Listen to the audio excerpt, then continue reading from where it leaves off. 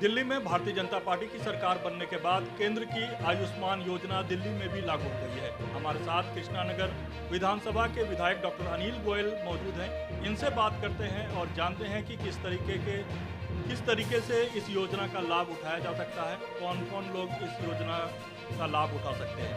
एक बात आपको बता दें कि इस योजना में एक महत्वपूर्ण सजेशन डॉक्टर अनिल गोयल ने दिया था, जिसे भी मान लिया गया है, जिससे एक बहुत बड़ा जो अस्पताल का पैनल है वो इस योजना के अंतर्गत आ गया, जिससे लोगों को बहुत फ़ायदा होगा। हम बात करते हैं शुरुआत से कि इस योजना से को किस तरह से लाभ उठा सकते हैं। डॉक्टर साहब, सबसे पहले आयुष्मान योजना लागू कर दिया गया है दिल्ली में। सबसे पहले ये जानना चाहते हैं कि अगर एक आम आदमी इस योजना का लाभ कैसे उठा सकता है और कौन कौन लोग इस योजना के अंदर आता है। बेसिकली आप पूछ रहे हैं कि बेनिफिशियरी कौन है। जी हाँ। देखिए, 70 वर्ष से ऊपर कोई भी पुरुष या महिला irrespective of their financial status वो करीब दिल्ली में 6.5 लाख है। इसके अलावा 6.5 लाख फैमिली वो हैं जो कि लो पॉवर्टी लाइन कह लीजिए, या जो अंत्योदय योजना के तहत आती है, या येलो राशन कार्ड है, उनके पास रेहड़ी पटरी वाले हैं, रैग पिकर हैं, आशा वर्कर हैं, आंगनवाड़ी वर्कर्स हैं, या वेजिटेबल सेलर्स हैं, मैं तो कहता हूँ ऑटो वाले भी हैं।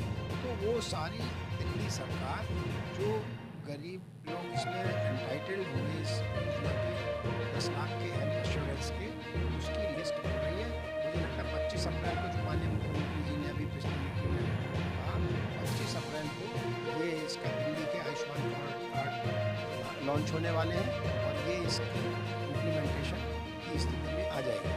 अब आपने दूसरा एक सवाल पूछा कि ये तो हो गए अपने बेनिफिशियरी जो गरीब लोग हैं और 70 साल से ऊपर के लोग। दूसरा पार्ट ये है कि उसके अस्पताल कौन से होंगे जो इसमें इम्पैनल्ड होंगे।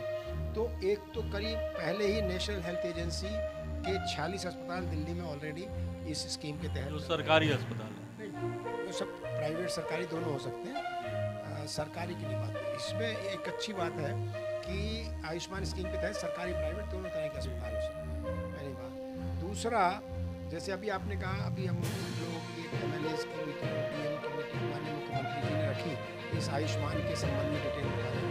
तो एक सुझाव मैंने दिया कि दिल्ली आरोग्य कोष के अंदर करीब 100 अस्पताल दिल्ली के हैं ऑलरेडी रजिस्टर्ड हैं, जो वेरीफाइड अस्पताल है, जो रजिस्टर्ड अस्पताल है, उनको शामिल किया गया। मुझे आज ये कहते हुए खुशी है और मैं माननीय मुख्यमंत्री जी रेखा गुप्ता जी को धन्यवाद भी देना चाहता हूँ कि मेरा एक सुझाव माना, दिल्ली आरोग्य कोष में जो अस्पताल इम्पैनल्ड हैं उनको आज दिल्ली सरकार की तरफ से एक मेल की गई है कि भाई आप ये जो अस्पताल हैं आप अपना MOU साइन करने के लिए कंसेंट दीजिए और उसकी फिर MOU की डेट बताई जाएगी दिल्ली सरकार द्वारा। तो इस प्रकार से 100 अस्पताल करीब वो हो जाएंगे।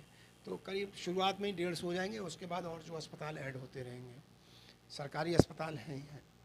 तो दिल्ली की जनता को अब 10 लाख का हेल्थ इंश्योरेंस मिलेगा। किसी की घुटना बदलना, किसी को अपना ये चेंज करना, और ये हेल्थ इंश्योरेंस है, एश्योरेंस है 10 लाख दिल्ली में तो ये है ही है। और 30,000 अस्पताल पूरे देश में, कहीं भी मान लो आप चले गए, बेंगलोर चले गए, आपको चोट लग गई, तो वहाँ भी आप उस कार्ड के माध्यम से अपना इलाज करा सकते हैं।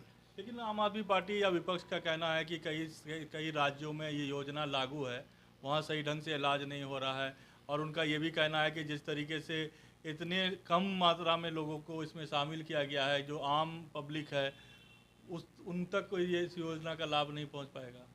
नहीं, ये जो 30 लाख लोग हैं ये आम पब्लिक नहीं है, ये वो गरीब लोग हैं जो गरीबी रेखा के नीचे हैं, जो अन्य अंत्योदय योजना के हैं, येलो कार्ड के हैं, जो रैग पिकर्स हैं, वो उनको गरीब नहीं दिखाई देते आम आदमी। आपने कहा कि जैसे जो रेहड़ी पटरी वाले हैं, तो लेकिन उनके पास अगर राशन कार्ड होगा तभी तो वो आएंगे, या रेशन वो अपना क्या ये देंगे। वो मुझे लगता है कि दिल्ली सरकार वो उसका असेसमेंट करे, राशन कार्ड है या नहीं है, वो मुझे लगता है क्राइटेरिया वो ले आएंगे। मैंने एक एग्जांपल दिया में जो है, जो राशन कार्ड है बहुत कम लोग हैं, खास करके जो आप, मैंने अभी जैसे कहा कि अभी आपके इसमें आंगनवाड़ी वर्कर भी हैं, अभी आपके जितने वो लोग हैं आशा वर्कर भी हैं, तो उनको पास राशन कार्ड है या नहीं है वो मतलब नहीं है ना।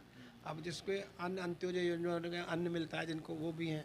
तो राशन कार्ड एक पार्ट है उस प्रोसेस का, जिनके येलो राशन कार्ड है, लेकिन सिर्फ राशन कार्ड है इसीलिए नहीं है उसमें आएंगे, और भी लोग आएंगे, ये मैं कहना चाहता हूँ। 30 लाख लोग दिल्ली में इनिशियली शुरू हो रहे हैं, आगे जैसे जैसे ज़रूरत होगी तो बढ़ेंगे। तो 25 तारीख से कार्ड देना शुरू हो जाएगा। 25 अप्रैल की टेंटेटिव डेट जैसे मैंने बताया, अभी माननीय मुख्यमंत्री जी ने उस दिन अपनी मीटिंग में बताया। हमको उम्मीद है 25 तारीख को ये कार्ड डिस्ट्रीब्यूशन का काम शुरू हो जाएगा। ये कार्ड हम लोगों के पास भी आएंगे और हम लोग भी बांटेंगे।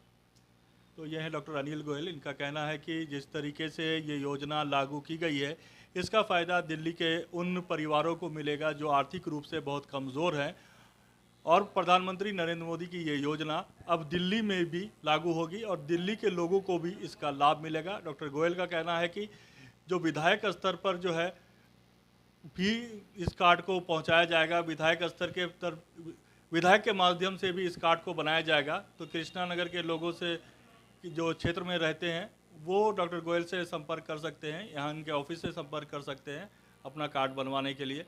हालांकि इनका कहना है कि जो प्रस्तावित डेट है वो 25 अप्रैल है, लेकिन अभी तय डेट नहीं आया है, लेकिन जल्द ही ये योजना जो कार्ड है वो लोगों को देना शुरू हो जाएगा। SK सिन्हा के साथ मोनीब खान, दिल्ली।